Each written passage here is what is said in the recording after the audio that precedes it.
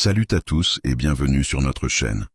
Aujourd'hui, on plonge au cœur d'une réflexion profonde et fascinante. Et si la première connexion de l'humanité avec le divin venait d'Afrique? On dit souvent que l'Afrique est le berceau de l'humanité. Si c'est vrai, alors logiquement, les premiers êtres humains, nos ancêtres africains, ont été les premiers à lever les yeux vers le ciel, à s'interroger sur l'univers et à développer une spiritualité. Cela voudrait dire que l'homme noir a connu Dieu avant tous les autres peuples. C'est une idée puissante, n'est-ce pas? Imaginez un instant. Avant les grandes religions que nous connaissons aujourd'hui, il y avait des traditions, des rituels, des philosophies nées sur le sol africain. Ces spiritualités n'étaient pas écrites dans des livres saints, mais vécues au quotidien. Elles étaient tissées dans la trame même de la société, dans la musique, la danse, l'art, le respect des anciens et le lien sacré avec la nature. Chaque arbre, chaque rivière, chaque animal pouvait être le réceptacle d'une force vitale, d'un esprit. La spiritualité n'était pas séparée de la vie. Elle était la vie elle-même.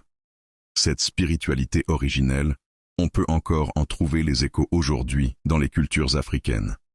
Pensez à l'importance de la communauté, où l'individu n'existe qu'à travers le groupe. Pensez au respect des ancêtres, qui ne sont pas morts mais simplement passés dans le monde des esprits, continuant de veiller sur leurs descendants. C'est une vision du monde où tout est connecté. Le visible et l'invisible, le passé, le présent et le futur. La vraie religion, dans ce sens, ne serait pas un ensemble de dogmes, mais une manière d'être au monde, une harmonie à trouver avec tout ce qui nous entoure. La culture africaine, dans sa diversité, est un immense trésor de sagesse spirituelle. Alors, une question se pose. Si on veut se rapprocher de cette connexion originelle avec le divin, ne devrait-on pas s'intéresser de plus près à la culture africaine? Attention, il ne s'agit pas de dire à tout le monde de changer de religion, loin de là. Il s'agit plutôt d'une invitation à explorer, à apprendre et à s'inspirer. Adopter la culture africaine, ce n'est pas porter un boubou ou manger un plat spécifique.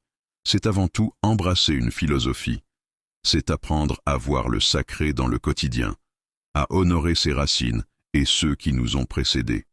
C'est comprendre que la spiritualité peut être joyeuse, dansante et profondément ancrée dans la communauté et la nature. En explorant les proverbes, les contes, les musiques et les philosophies africaines, on découvre une autre façon de penser Dieu, ou le divin, loin des dogmes rigides. On y trouve une spiritualité de l'expérience, de l'équilibre et de la transmission. Peut-être que le chemin vers une meilleure compréhension de nous-mêmes et de l'univers passe par ce retour aux sources de l'humanité. En adoptant certains aspects de cette sagesse ancestrale, on ne fait pas que découvrir une culture. On se reconnecte peut-être à la plus vieille quête spirituelle de l'être humain.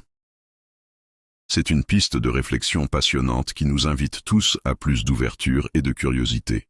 Merci d'avoir suivi cette réflexion avec nous. C'est un sujet riche et nous n'avons fait que l'effleurer. Qu'en pensez-vous?